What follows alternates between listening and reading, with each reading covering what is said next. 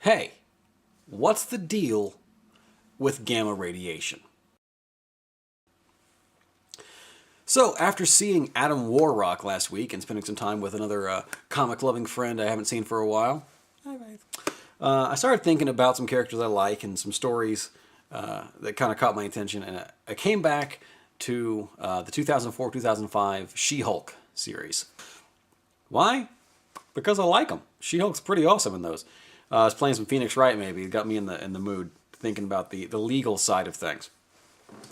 Now, with the modern portrayals of She-Hulk, a lot of what you're seeing is focusing on her legal career. She-Hulk as a lawyer as opposed to simply just a brawler. And that made me think, one of the things that's been portrayed since the Hulk came out is that gamma radiation acts upon some sort of psychological component within the subject, some sort of deeper sense of self or some sort of wish fulfillment, some sort of desire there. You know, with Bruce Banner, he became strong, and it reflected the rage he felt for being powerless and dealing with abuse, from his father and stuff. So he became the Hulk. When you look at Doc Samson, here's a guy who had low self-esteem or whatever, and always had this sort of hero worship. So he became this strong, long-haired guy like the biblical Samson.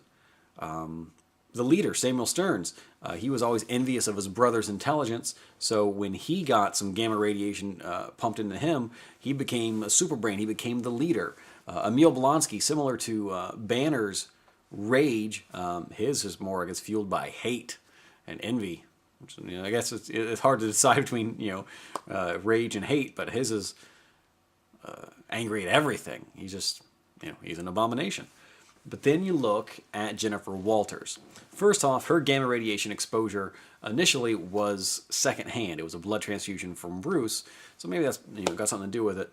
But she became simply larger, stronger, more aggressive, more confident.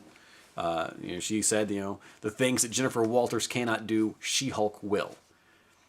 And that's kind of neat. When you first look at you look at Savage She-Hulk, you see that sort of, just get tough, I'll take care of it, I'm strong, I will punch it attitude in She-Hulk.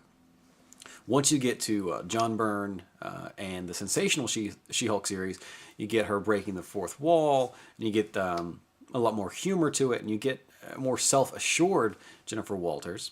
And as you get farther and farther into her stories, and you get into a lot of the legal battles she gets into, she just becomes a great lawyer. And so I was wondering, does gamma radiation give Jennifer Walters an advantage in the courtroom? If she wants to be this fantastic lawyer, the desire she's had since she was a young lady, apparently, if you look at, again, the 2004-2005 series when it shows her at law school studying and such, does this gamma radiation somehow affect her brain? Does it give her better deductive and inductive reasoning skills? Does it make her a more logical thinker? Sometimes you see it going the other direction. You see her being more impulse-driven. But if I had to look at it, I would say yes. Gamma radiation, through its psychological reflections and the transformation it makes in its targets, if you will, I think that gamma radiation has made Jennifer Walters a much better lawyer than she would be simply as Jennifer Walters. That is not to discount Jennifer Walters as her own intellect. She always has been portrayed as bright, hardworking, and smart. Just, whip smart. But when she is in the courtroom, or when she is doing any of her legal research as She-Hulk, if she is exponentially physically stronger as She-Hulk than she is as Jennifer Walters, perhaps she is exponentially a better lawyer as She-Hulk than she is Jennifer Walters. I don't know if anybody's ever actually explored this in the comics, but I think it's something worth looking at. Let me know what you guys think about gamma radiation, and maybe what sort of transformations it would bring out in you. I wonder if, you hit Ultraman?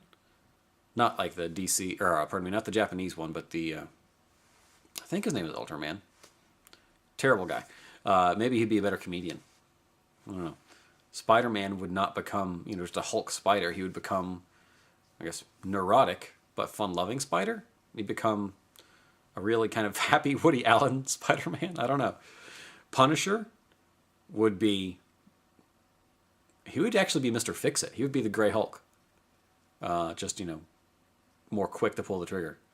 I don't know. It's interesting to think about what these characters would actually be under gamma radiation. They wouldn't just be that sort of Island of the Hulks or whatever it was crossover a couple years back. Everybody would have their own unique outlook, their own transformations. So maybe I'll do some research into that and let you know what I think. If you have any comments, questions, what have you, response videos, drop them down below, post them on the YouTube, you know what to do.